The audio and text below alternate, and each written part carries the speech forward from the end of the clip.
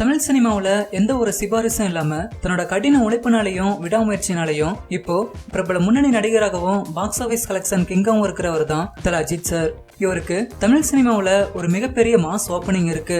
இவருக்கு தமிழகத்தையும் தாண்டி உலகம் முழுக்க கோடிக்கணக்கான ரசிகர்கள் இருக்காங்க.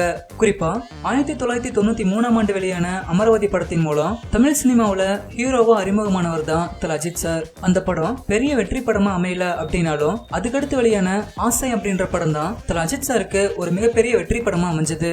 அதுக்கப்புறம் 1996 வெளியான காதல் கோட்டை, 1998 வெளியான காதல் மன்னன், 1999 வெளியான வாலி, இப்படி அடுத்தடுத்து எல்லா படங்களுமே ஒரு மிகப்பெரிய வெற்றி கொடுத்திருந்துச்சு.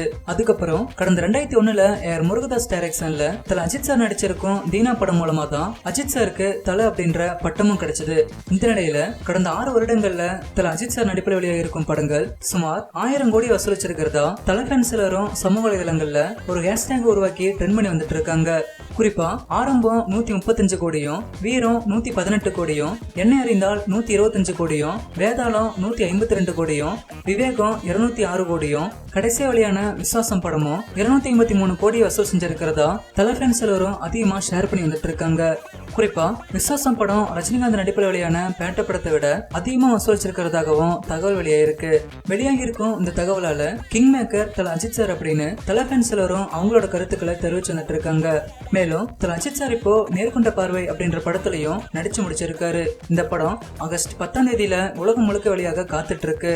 நேர்கொண்ட பார்வை படத்தோட ஃபைனல் பாக்ஸ் ஆபீஸ் கலெக்ஷன் என்ன வரும் அப்படின்றத கீழே இருக்க கமெண்ட் பாக்ஸ்ல கமெண்ட் பண்ணுங்க. இந்த வீடியோ உங்களுக்கு பிடிச்சிருந்தா லைக் பண்ணுங்க, உங்க நண்பர்களுக்கும் ஷேர் பண்ணுங்க. மேலும் இது போன்ற வீடியோக்களுக்கு தமிழ் திமிரு சேனலை சப்ஸ்கிரைப் பண்ணுங்க.